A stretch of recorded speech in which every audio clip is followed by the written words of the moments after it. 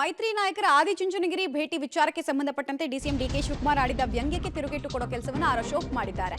Details ನೋಡ್ತಾ ಹೋಗೋಣ.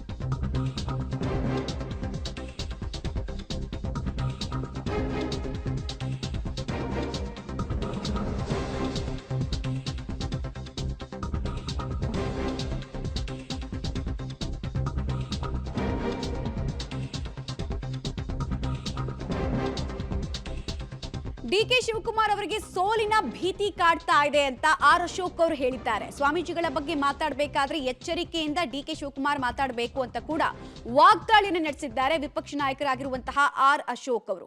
DK Shivakumar ಅವರಿಗೆ ಒಂದು ರೀತಿ ಸೋಲುವಂತ ಭೀತಿ ಕಾಡ್ತಾ ಇದೆ. ನಿನ್ನೆ ಎಲ್ಲ ದೇವಸ್ಥಾನಕ್ಕೆ ಹೋಗಿ ದೇವ್ರ ಪೂಜೆ ಮಾಡಿ ಮೊರೆ ಹೋಗ್ತಾ ಇದ್ದಾರೆ. ಈಗ ನಾವೆಲ್ಲ ಬಂದಿರೋದು ಅವರಿಗೆ ಚಳಿ ಜ್ವರ ಬಂದ್ಬಿಟ್ಟಿದೆ. ಬೆಳಗ್ಗೆಯಿಂದ ಮಾಧ್ಯಮದಲ್ಲಿ ಸುದ್ದಿ ನೋಡಿ ಫೋಟೋಗಳು ನೋಡಿದ್ಮೇಲೆ ಅವರಿಗೆ ಚಳಿ ಜ್ವರ ಎರಡು ಬಂದಿದೆ. ಮತ್ತು ಒಕ್ಕಲಿಗರ ಸರ್ಕಾರವನ್ನು ಬೀಳಿಸಿದ್ದು BJPಯವರು ಅಂತ ಹೇಳ್ತಾರೆ. ಇಡೀ ಪ್ರಪಂಚಕ್ಕೆ ಗೊತ್ತೈತೆ ಯಾರು ಬೀಳಿಸಿದ್ರು, ಯಾರು MLA, ಯಾವ ಪಾರ್ಟಿ MLAಗಳು ಬಂದಿದ್ದು. BJP ಕುಮಾರಸ್ವಾಮಿ ಸರ್ಕಾರ ಬೀಳ್ಸೋವಾಗ ಜಾಸ್ತಿ ಜನ ಯಾವ ಪಾರ್ಟಿ, 14 ಜನ ಬಂದವರು ಯಾವ ಪಾರ್ಟಿಯವರು? ಕಾಂಗ್ರೆಸ್ ಅವರು. ಸಿದ್ದರಾಮಯ್ಯನವ್ರು ಏನು ಹೇಳಿದ್ರು ಮಂಡ್ಯದಲ್ಲಿ, ನಾವು ಕುಮಾರಸ್ವಾಮಿನ ಸೋಲಿಸಿದ್ದು ನಾವೇ, ಸುಮಲತಾನ ಗೆಲ್ಸಿದ್ದು ನಾವೇ ಅಂತ ಅವರೇ ಒಪ್ಕೊಂಡಿದ್ದಾರಲ್ಲ. ಫಸ್ಟು DK ಅವರು ಫಸ್ಟು ಸಿದ್ದರಾಮಯ್ಯನ ಕೇಳಲಿ ಯಾರು ಸರ್ಕಾರ ಬೀಳಿಸಿದ್ರು ಅಂತ. ಸಿದ್ದರಾಮಯ್ಯನವ್ರು ಕೇಳಲಿ, ಸಿದ್ದರಾಮಯ್ಯನವ್ರು ಕೇಳಿದ್ರೆ ಗೊತ್ತಾಗ್ತೈತೆ ಯಾರು ಸರ್ಕಾರ ಬೀಳಿಸಿದ್ದು ಅಂತ. ಅದಕ್ಕೆ ನನಗನ್ಸ್ತೈತೆ ಅವರು ಸೋಲನ್ನು ಒಪ್ಕೊಂಡ್ಬಿಟ್ಟಿದ್ದು ಕನ್ಫರ್ಮ್ ಆಗ್ತಾ ಇದೆ. ಇದಿಷ್ಟೆಲ್ಲ ಆದಮೇಲೆ ಸೋಲನ್ನು ಒಪ್ಕೊಂಡಿರೋ ಕನ್ಫರ್ಮ್ ಆಗ್ತಾ ಇದೆ. ಈಗ ಬಿಡದಿಯಲ್ಲಿ ಮೀಟಿಂಗ್ ಇತ್ತು, ಅಲ್ಲಿ ಮೀಟಿಂಗ್ ಹೋಗ್ಬೇಕಾಯ್ತು. ಈಗಾಗಲೇ ಚುನಾವಣಾ ಎಲ್ಲ ಅಧಿಕಾರಿಗಳು ಹೋಗಿ ಅಲ್ಲಿ ಕಾವಲು ಕಾಯ್ತಾರೆ. ಅಲ್ಲಿ ಚುನಾವಣಾ ಪ್ರಚಾರಕ್ಕೆ ಹೋದರೆ ಅವರು ಪರ್ಮಿಷನ್ ತಗೊಬೇಕು ಅಂತ. ಮನೆಯಲ್ಲಿ ಯುಗಾದಿ ಹಬ್ಬದ ಊಟಕ್ಕೆ ಹೋದರೆ ಪರ್ಮಿಷನ್ಗೆ ಬೇಕು ಅನ್ನೋದು ಯಾವ ಕಾನೂನಲ್ಲಿದೆ? ಯಾವ ಕಾನೂನಲ್ಲಿದೆ? ಅಂದರೆ ಅವ್ರಿಗೆ ಈ ಮೀಟಿಂಗ್ ಐತಲ್ಲ, ಇದು ಅವ್ರ ತಲೆ ಕೆಟ್ಟೋಗ್ಬಿಟ್ಟಿದೆ. ಎಲ್ಲ ಇಲ್ಲಿ ಮುಖಂಡರುಗಳೆಲ್ಲ ಬಂದಿರೋದು, ಎಲ್ಲ ಅಭ್ಯರ್ಥಿಗಳು ಬಂದಿರೋದು, ಅವ್ರ ತಲೆ ಕೆಟ್ಟು ಅದೇನೋ ಹೇಳ್ತಾರೆ, ಬೇಡ ಮಾತು, ತಲೆ ಕೆಟ್ಟೋಗ್ಬಿಟ್ಟಿದೆ. ಅದರಿಂದ ನೋಡಿ, ಸ್ವಾಮೀಜಿಯವರ ಮಾತಾಡೋಕ್ಕೆ ಅವ್ರಿಗೆ ನೈತಿಕ ಅಧಿಕಾರ ಇಲ್ಲ. ನೈತಿಕ ಅಧಿಕಾರ ಇಲ್ಲ ಅವ್ರಿಗೆ. ಇವ್ರ ಕಷ್ಟದಲ್ಲಿದ್ದಾಗೆಲ್ಲ ಸ್ವಾಮೀಜಿನೇ ಅವ್ರ ಮನೆಗೆ ಹೋಗಿದ್ದು. ಇವ್ರಿಗೆ ತೊಂದರೆ ಆದಾಗ ಸ್ವಾಮೀಜಿ ಅವ್ರ ಮನೆಗೆ ಹೋಗಿದ್ರು ಸಾಂತ್ವನ ಹೇಳೋಕ್ಕೆ. ಆ ಕರುಣೆ ಆದರೂ ಅವ್ರಿಗೆ ಇರಬೇಕು ಅಂತ ಅನಿಸುತ್ತೆ. ಈ ಥರ ಮಠದ ಬಗ್ಗೆ, ಸ್ವಾಮೀಜಿ ಅವ್ರ ಬಗ್ಗೆ ಅಗೌರವಾದಂಥ ಮಾತನ್ನು ಹೇಳುವಂಥದ್ದು ಅವರ ಒಕ್ಕಲಿಗ ಸರ್ಕಾರವನ್ನು, ಅಂದರೆ HDK ಅವರ ಸರ್ಕಾರ ಏನು ಸಮ್ಮಿಶ್ರ ಸರ್ಕಾರ ಇತ್ತು, ಅದನ್ನು ಬೀಳಿಸಿದ್ದು BJPಯವರು. ಇದನ್ನು ಕೇಳುವಂತಹ ಶಕ್ತಿ ಸ್ವಾಮೀಜಿಯವ್ರಿಗೆ ಇದೆಯೋ ಇಲ್ವೋ ಅನ್ನುವಂಥ ಪ್ರಶ್ನೆಯನ್ನು DK ಶಿವಕುಮಾರ್ ಅವರು ಮಾಡಿದ್ದಾರೆ. ಇದಕ್ಕೆ BJP ಕೂಡ ತೀವ್ರವಾಗಿ ಖಂಡಿಸ್ತಾ ಇದೆ. ನಮ್ಮ ಜೊತೆ ಪ್ರತಿಪಕ್ಷ ನಾಯಕ ಆರ್ ಅಶೋಕ್ ಅವರಿದ್ದಾರೆ.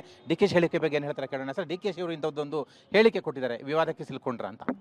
ನನಗನ್ಸುತ್ತೆ 100% ಯಾರಿಂದ ಸಹಾಯ ತೆಗೆದುಕೊಂಡ್ರು ಅವ್ರ ಬಗ್ಗೆನೇ ಮಾತಾಡುವಂಥದ್ದು ಫಸ್ಟ್ ಅಧರ್ಮ.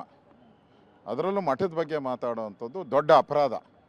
ಮುಂದಿನ ದಿನಗಳಲ್ಲಿ ಈ ಸಮಾಜ ಅವ್ರಿಗೆ ಸರಿಯಾದಂಥ ಶಿಕ್ಷೆಯನ್ನು ಕೊಟ್ಟೇ ಕೊಡ್ತೈತೆ, ಗ್ಯಾರಂಟಿ ಕೊಟ್ಟೇ ಕೊಡ್ತೈತೆ.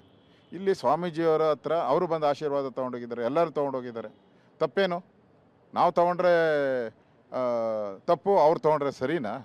ಅದರಿಂದ ಮಠವನ್ನು ರಾಜಕಾರಣಕ್ಕೆ ಎಳೆಯುವಂಥ ತಪ್ಪನ್ನು DK ಶಿವಕುಮಾರ್ ಅವರು ಮಾಡಿದ್ದಾರೆ. ಇದು ಒಳ್ಳೆಯದಲ್ಲ. ಮತ್ತು ಸರ್ಕಾರ, ಒಕ್ಕಲಿಗರ ಸರ್ಕಾರ ಬೀಳಿಸಿದ್ದು BJPಯವರು ಅಂತಾರೆ. ಕಳಿಸ್ಕೊಟ್ಟವ್ರು ಯಾರು? ಬಂದವರೆಲ್ಲ 14 ಜನ ಕಾಂಗ್ರೆಸ್ ಅವರು. ಬೇಕಾಗಿದ್ದು ನಮ್ಗೆ 16 ಜನ. ಕಳಿಸ್ಕೊಟ್ಟವ್ರು ಯಾರು? ಅದನ್ನು ಹೇಳ್ಬೇಕಲ್ಲ. ಈಗ ಸುಮಲತಾ ಗೆದ್ದರು, ನಾನೇ ಗೆಲ್ಸಿದ್ದು, ಕುಮಾರಸ್ವಾಮಿ ನಾನೇ ಸೋಲಿಸಿದ್ದು ಅಂತ ಸಿದ್ದರಾಮಯ್ಯನವರೇ ಹೇಳಿದಾರಲ್ಲ, ಓಪನ್ ಸ್ಟೇಟ್ಮೆಂಟ್ ಕೊಟ್ಟಿದ್ದಾರಲ್ಲ.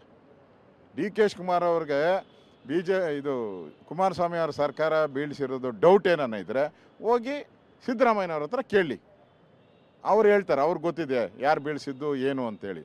ಸ್ವಾಮೀಜಿಯವ್ರನ್ನ ಪ್ರಶ್ನೆ ಮಾಡಿದ್ದಾರೆ ಅವರು, ಅಷ್ಟರ ಮಟ್ಟಿಗೆ ಹಸ್ತಾಕ್ಷಿಗೆ ಬಂದಿದ್ದಾರೆ ಹೇಗೆ ಅಂತ. ಅವರು ಸೋಲೋ ಭೀತಿಯಿಂದ ಮಠವನ್ನು ರಾಜಕೀಯ ಮಾಡೋಕ್ಕೆ ಹೊರಟಿದ್ದಾರೆ. ಇದು ಒಳ್ಳೆಯದಲ್ಲ ಅವ್ರಿಗೆ. ಅಲ್ಲಿಂದ ಸಹಾಯ, ಇವರು ಕಷ್ಟದಲ್ಲಿದ್ದಾಗ ಯಾರು ಹೋಗಿ ಇವರು ಸಾಂತ್ವನ ಹೇಳಿದ್ದು? ಇವರು ಜೈಲಿಗೆ ಹೋಗಿ ಬಂದು ಮನೆಗೆ ಬಂದಾಗ ಸಾಂತ್ವನ ಹೇಳಿದ್ದಾರು ಇದೇ ಸ್ವಾಮೀಜಿಯವರೇ. ಅವಾಗ ಸರಿ ಇದ್ದರು, ಇವಾಗ ಸರಿ ಇಲ್ಲನಾ?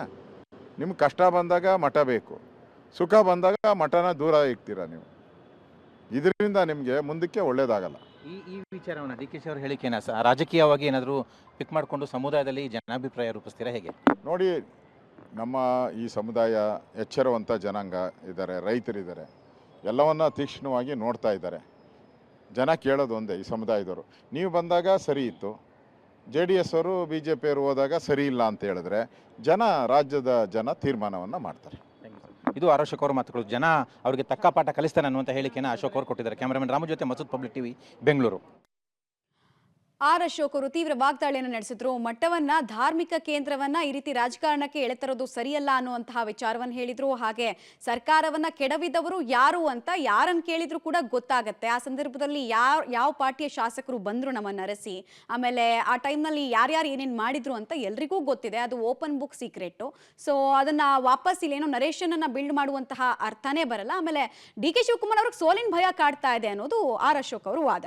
ಡೀಟೇಲ್ಸ್ ಕೊಡ್ತಾರೆ ಮಸೂದ್. ಈಗ ಮಠದ ವಿಚಾರದಲ್ಲಿ ಪಾಲಿಟಿಕ್ಸ್ ಜೋರಾಗುವಂತಹ ಎಲ್ಲ ಸಾಧ್ಯತೆ ಹಾಗೂ ಮುನ್ಸೂಚನೆ ಅಂತೂ ಸಿಗ್ತಾ ಇದೆ. ಮಠವನ್ನ, ಧಾರ್ಮಿಕ ಕೇಂದ್ರವನ್ನ ರಾಜಕಾರಣಕ್ಕೆ ಎಳೆತರೋ ವಿಚಾರದಲ್ಲಿ ಹಗ್ಗಜಗ್ಗಾಟ ಜೋರಾಗ್ತಾ ಇದೆ ಅಂತ ಅನಿಸ್ತಾ ಇದೆ. ಮಮತಾ, ಖಂಡಿತವಾಗಿಯೂ ಕೂಡ DK ಶಿವಕುಮಾರ್ ಅವರ ಮಠವನ್ನು ರಾಜಕೀಯಕ್ಕೆ ಎಳೆಯುವುದರ ಮೂಲಕ ಅದಕ್ಕೆ ಆ ಥರದೊಂದು ಪಾಲಿಟಿಕ್ಸ್ಗೆ ನಾಂದಿ ಹಾಡಿರುವಂಥದ್ದು.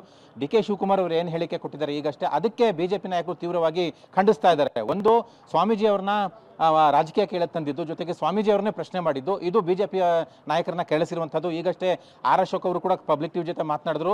DK ಶಿವಕುಮಾರ್ ಅವರು ಆ ಥರ ಹೇಳಿಕೆ ಕೊಡೋದು ಒಳ್ಳೆಯದಲ್ಲ, ಸ್ವಾಮೀಜಿಯನ್ನ ರಾಜಕಾರಣಕ್ಕೆ ಎಳೆತಂದಿದ್ದಾರೆ, ಸ್ವಾಮೀಜಿ ಬಗ್ಗೆ ಅಗೌರವವಾಗಿ ಮಾತಾಡಿದ್ದಾರೆ, ಸ್ವಾಮೀಜಿನ ಪ್ರಶ್ನೆ ಮಾಡಿದ್ದಾರೆ, ಇದು ಒಳ್ಳೆಯದಲ್ಲ. ಸಮ್ಮಿಶ್ರ ಸರ್ಕಾರ ಬೀಳಿಸಿದ್ದು ಯಾರು ಅಂತ ಸಿದ್ದರಾಮಯ್ಯವ್ರನ್ನ ಹೋಗಿ ಕೇಳಿ. ನಮಗೆ ಎಷ್ಟು ಜನ ಬೇಕಾಗಿತ್ತು ಅಷ್ಟು ಜನ ಬಂದರು, ಆದರೆ ಹೆಚ್ಚಿನ ಜನರನ್ನ ಯಾರು ಕಳಿಸ್ಕೊಟ್ಟಿದ್ದು, ಹೆಚ್ಚಿನ ಶಾಸಕರನ್ನ ಯಾರು ಕಳಿಸ್ಕೊಟ್ಟಿದ್ದು, ಅದು ಹೋಗಿ ಸಿದ್ದರಾಮಯ್ಯವ್ರನ್ನ ಕೇಳಿ.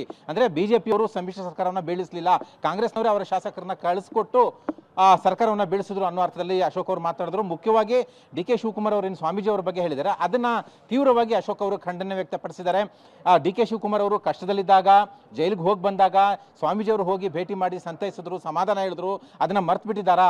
ಈಗ ನಾವು ಇಲ್ಲಿಗೆ ಬಂದು ಇವ್ರ ಆಶೀರ್ವಾದ ಪಡೆದಿದ್ದೀವಿ ಅನ್ನುವಂಥದ್ದು ಅವ್ರಿಗೆ ತಡ್ಕೊಳ್ಳೋದಕ್ಕಾಗ್ತಿಲ್ಲ, ಅವ್ರಿಗೆ ಸಹಿಸೋದಕ್ಕಾಗ್ತಿಲ್ಲ. ಈಗಾಗಲೇ ಅವರು ಸೋಲಿನ ಭೀತಿಯಿಂದ ಹತಾಶರಾಗಿದ್ದಾರೆ, ಸೋಲ್ತೀವಿ ಅಂತ ಒಪ್ಕೊಂಡಿದ್ದಾರೆ. ಆ ಹಿನ್ನೆಲೆಯಲ್ಲೇ ನಾವು ಮಠಕ್ಕೆ ಬಂದಿರುವಂಥದ್ದು, ಅದನ್ನ ಸೇರಿಸ್ಕೊಂಡು ಸ್ವಾಮೀಜಿ ಬಗ್ಗೆ ಪ್ರಶ್ನೆ ಮಾಡಿರೋದು ಸರಿಯಲ್ಲ, ಅವ್ರಿಗೆ ಜನ ತಕ್ಕ ಪಾಠ ಕಲಿಸ್ತಾರೆ ಅನ್ನುವಂಥ ಹೇಳಿಕೆಯನ್ನು ಕೂಡ ಕೊಟ್ಟಿದ್ದಾರೆ. ಜೊತೆಗೆ ಇದಷ್ಟೇ ಅಲ್ಲ, ಈ ಒಂದು ಚುನಾವಣೆಯಲ್ಲಿ DK ಶಿವರ ಈ ಹೇಳಿಕೆಯನ್ನ ಒಂದು ರೀತಿಯಲ್ಲಿ ರಾಜಕೀಯ ಅಸ್ತ್ರವಾಗಿ ಕೂಡ BJP ಬಳಕೆ ಮಾಡ್ಕೊಳ್ಳೋದಕ್ಕೆ ಹೋಗ್ತಾ ಇದೆ. ಈಗಾಗಲೇ ಒಕ್ಕಲಿಗ ಕಾರ್ಡನ್ನು ಕೂಡ ದೋಸ್ತಿಗಳು ಪ್ಲೇ ಮಾಡ್ತಿದ್ದಾರೆ. ಈಗ DK ಶಿವರ ಹೇಳಿಕೆಯು ಕೂಡ ಒಂದು ರೀತಿಯಲ್ಲಿ ಅದಕ್ಕೆ ಪೂರಕವಾಗಿ ದೋಸ್ತಿ ನಾಯಕರು ಸಿಕ್ಕಿರುವಂಥದ್ದು. ಹಾಗಾಗಿ ಜನಾಭಿಪ್ರಾಯ ರೂಪಿಸುವಂಥದ್ದು, ಕಾಂಗ್ರೆಸ್ ವಿರುದ್ಧ ಪ್ರಚಾರ ಮಾಡುವಂಥದ್ದು, ಈ ಒಂದು ಹೇಳಿಕೆ ಬಳಕೆ ಮಾಡಿಕೊಂಡು BJP ಪ್ಲಾನ್ ಮಾಡ್ತಾ ಇದೆ. ಮಮತಾ, ರೈಟ್, ಧನ್ಯವಾದ ಮಸೂದ್ ತಮ್ಮೆಲ್ಲ ಹೇಳಿಕೆಗಾಗಿ. ರೈಟ್, ಒಟ್ಟಿನಲ್ಲಿ ಇಲ್ಲಿ ಬಹಳ ಸ್ಪಷ್ಟವಾಗಿ ಅಶೋಕ್ ಅವರ ಹೇಳಿಕೆಯಿಂದ ಗೊತ್ತಾಗ್ತಾ ಇರುವಂತಹ ವಿಚಾರ, ಜನಾಭಿಪ್ರಾಯವನ್ನ ಇದೇ ಮಠದ ವಿಚಾರದಲ್ಲಿ ಹಾಗೂ ಇದೇ ಒಕ್ಕಲಿಗ ನಾಯಕತ್ವಕ್ಕೆ ಸಂಬಂಧಪಟ್ಟಂತೆ DK ಶಿವಕುಮಾರ್ ವಿರುದ್ಧ ರೂಪಿಸೋದಕ್ಕೆ ಅಂತ ಹೇಳಿ ಏನೆಲ್ಲ ತಯಾರಿಗಳನ್ನ ಮಾಡಬೇಕು ಅದೆಲ್ಲವನ್ನ ನಾವು ಮಾಡ್ತೀವಿ ಅನ್ನೋದನ್ನ ತಿಳಿಸಿದ ಹಾಗೆ ಕಾಣಿಸ್ತಾ ಇತ್ತು. ಹಾಗೆ DK ಶಿವಕುಮಾರ್ ಕೊಟ್ಟಂತಹ ಬಾಣಗಳು, ಅಸ್ತ್ರಗಳನ್ನ ತಿರುಗು ಬಾಣವಾಗಿ ಪ್ರಯೋಗ ಮಾಡ್ತೀವಿ ನಾವು ಅನ್ನೋದನ್ನ ಕೂಡ ಅಶೋಕ್ ಅವರ ಮಾತಿನ ಮೂಲಕ ಸ್ಪಷ್ಟವಾಗ್ತಾ ಇತ್ತು.